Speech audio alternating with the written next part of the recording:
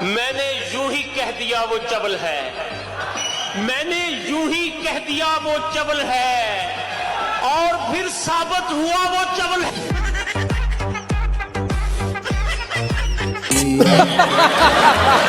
तो हाँ जी भाई लोगों, छोटे बड़ों, कैसे हो तुम सब। दोस्तों, ईद की आमद है और इधर जानवर की खरीदारी भी जोरों पर है। पाकिस्तान के हालात बदतर करने वाले हुक्मरान हेलीकॉप्टरों पे घूमते नजर आ रहे हैं, और इनके तो 10 अफराद भी बैठ जाएं और एक साथ डड्डू चार्जर, मरीम नवाज और डीजल भी बैठ जाना तो हेलीकॉप्टर तबाह नहीं होता। और ना ही कोई लोगों की बददुआ लग रही है, बल्कि मरीम नवाज तो सर्जरियां करवा कर 25 साल टिकटॉकर दिखाई दे रही है। इधर ईरानी सदर के कत्ल केस में कौन मुलविस है और हमारी मरीम बीबी के कुछ ऐसी मजाया कारनामे जिसे देखकर आप हंसी को रोक नहीं पाएंगे। मगर उससे पहले अगर आप हमारे चैनल गॉसिप टीवी पे नए हैं तो गुजारिश है कि सब्सक्राइब कर दें, और पुराने हैं तो शेयर कर दें। और कुछ दिन पहले इतनी ढेर सारी दुआओं के लिए बहुत सारा लव यू हो गया। कुछ सीरियस डिस्कशन से पहले जहां आजकल जानवरों की डिस्कशन कर लेते हैं और कपड़ों के डिजाइन के साथ साथ जानवरों की डिजाइन सेलेक्ट करते हुए ऐसी कुछ वीडियोस भी सामने आ रही हैं। पहले वो चेक कर लो।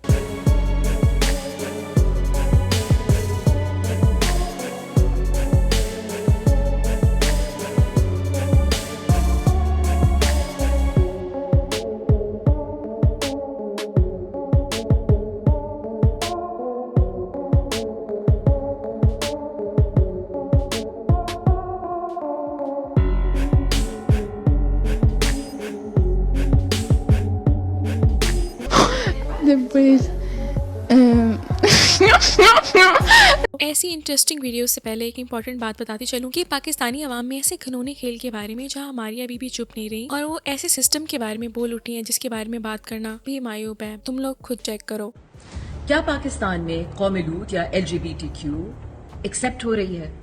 कुछ दिनों पहले मैंने एक खबर देखी कि एक पॉलिटिकल पार्टी है जिन्होंने एक ट्रांसजेंडर नुमाइंदा सिलेक्ट किया, और ये ट्रांसजेंडर्स कौम-ए-लूत होते हैं, ये मैं नहीं कह रही, ये सुने। था। और मैं थी भी एक ऑल बॉयज स्कूल के अंदर, तो मुझे पता है गे क्या होता है। जैसे बोला कि हाँ तुम्हें चाहिए कि तुम भी ना जरा गे ट्राई करो थोड़ा। तो मैंने कहा ठीक है, अच्छा तो मुझे गे ट्राई करा दूंगी, बिकॉज मैं खुद भी बहुत जमाना गे रही हूँ। कौम-ए-लूत या ट्रांसजेंडर LGBTQ एक ऐसा कॉन्सेप्ट है जो फेडरल शरीयत कोर्ट ने भी डिक्लेयर कर दिया है, जजमेंट आ गई है कि ये गैर इस्लामी है। लेकिन हो क्या रहा है, हमारी पॉलिटिकल पार्टीज इसको नॉर्मलाइज कर रही है। हमारे स्कूल्स एंड कॉलेजेस में एडमिशन फॉर्म में ट्रांसजेंडर्स का जिक्र है। एंड नंबर 3, अब हम स्टाइल अवार्ड्स देखें जहां लोग अपेरेंटली स्टाइल के लिए देखते हैं। काफी आदमी वहां पर औरतों के कपड़े पहन के फेमिनाइज होके अवार्ड्स पे आए हुए थे, और सारे लोग कह रहे थे वाह वाह वाह व्हाट फैशन। नबी पाक सल्लल्लाहु अलैहि वसल्लम ने कहा कि जो आदमी औरतों की तरह ड्रेस होते हैं और औरतें आदमी की तरह ड्रेस होती हैं, उन पे अल्लाह की लानत होती है। तो हम ओपनली हम अवार्ड्स पे ये कॉन्सेप्ट नॉर्मलाइज कर रहे हैं और कह रहे हैं कि ये फैशन है।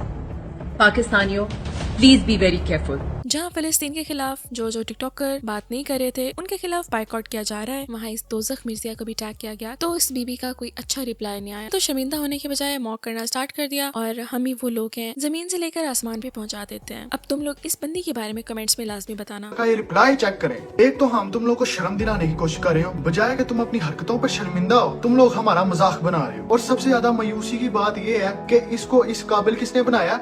ऑडियंस ने, अवाम ने। तुम लोग इसका गरूर चेक कर सकते हो। हमने ये स्टोरी लगाई थी कि इन लोगों को ब्लॉक करना है, और ये जिसका रिप्लाई आया जी, इतना गरूर और तकब्बुर है, बजाय कि ये लोग शर्मिंदा हो, ये लोग मजाक उड़ा रहे हैं, मॉक कर रहे हैं हमें। दोज़ख मिर्जा साहबा, अगर आपने ये रिप्लाई मुझे किया होता ना तो फिर मैं आपको सही तरह बताता, लेकिन अगर मेरे किसी फॉलोअर को आप लोगों ने मॉक करने की कोशिश की तो फिर भी मैं रगड़ा लगाऊंगा तुम लोगों का। अच्छा, हैरान की मुझे इस बात किया कि जब हम इनको सीधा करने की कोशिश करें, बजाय कि ये सीधा हो, शर्मिंदा हो, ये लोग हमारा मजाक उड़ाते हैं। और ये सबूत तुम लोगों के सामने है, मेरे पास इवन इसकी वीडियो रिकॉर्डिंग भी पड़ी हुई है। तुम लोगों में इतनी गैरत नहीं ना है, तो कम से कम रिप्लाई ना करो, लेकिन तुम लोगों ने मॉक किया है। रिप्लाई के बाद तुम लोगों ने बेइज्जती की है इस कैंपेन की। कुछ शर्म नाम की भी चीज होती है। अपना ये जो नाम है ना जन्नत मिर्जा, इसको मिटा के ना दोज़ख मिर्जा लिखवाओ अपने शनाख्ती कार्ड के ऊपर। ये नाम ज्यादा आपकी करतूतों की अक्कासी करता है। घटिया लोग। धंधे को छुपाने के लिए इसको दबाया जा रहा है। जो हालात हैं वो देख लो। अब जो नमाज पढ़ते हो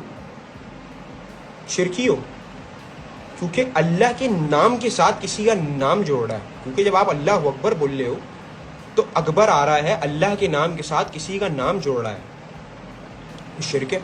तो ऐसे आपका कलमा भी गलत हो गया सुन्नियों का, और शियाओं का भी गलत हो गया। अबे यहूदी और अंडी के बच्चे, भाई कयामत के दिन आपको अगर ये कह दिया गया कि जानवर ही काट के नहीं खाना था, क्या तुमने जानवर की आंखों में आंसू नहीं देखा जब तुम उसको ज़िबा करने वाले होते थे? क्या तुम अपनी इंसानियत भूल गए थे?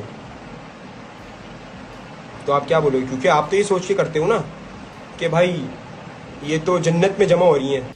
आप देखें, रिलीजन जो आप लोग फॉलो करते हैं, that is a man made thing. आप लोगों को रिलीजन सिखाया गया। कभी आपने अपने माँ बाप से पूछा कि आपने कहाँ से सीखा?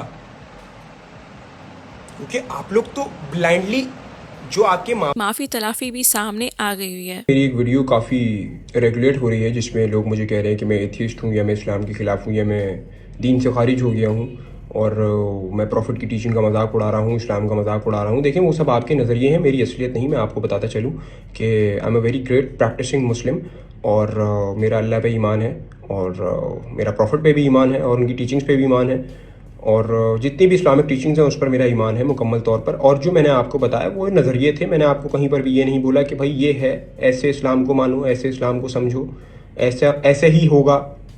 मैंने आपको कहीं पे भी ये नहीं बोला। और आप लोगों को मेरी वीडियो को ट्रिम करके मैनिपुलेट करके दिखाया गया है और सब ने उससे बड़ा फ़ायदा उठाया है, फॉलोअर्स उठाए हैं, फेम उठाया है, व्यूज़ उठाए हैं। और बड़े ताज्जुब की बात है कि लोगों ने मेरी बात को समझा नहीं, बस अंधों की तरह एक काफ़िले में घुस गए और कहने लगे कि ये एथियस्ट है, ये तो इस्लाम से खारिज हो गया है, तो रसूल में नहीं मानता और फलाना ढमकाना। लेकिन मैं आपको बताता चलूँ कि मैं आपको अपने मुंह से खुद बता रहा हूँ ये चीज़ कि मैं एक प्रैक्टिसिंग मुस्लिम हूँ और मेरा अल्लाह पे ईमान है और जितने भी इस्लाम के अरकान हैं उनको मैं कम्प्लीटली फॉलो करता हूँ। और जो मैंने आपको बताया वो मेरे नज़रिए थे, ये नहीं कि मैंने आपको कहा कि इस पे ईमान लेकर आएँ या ये है और यही होता है।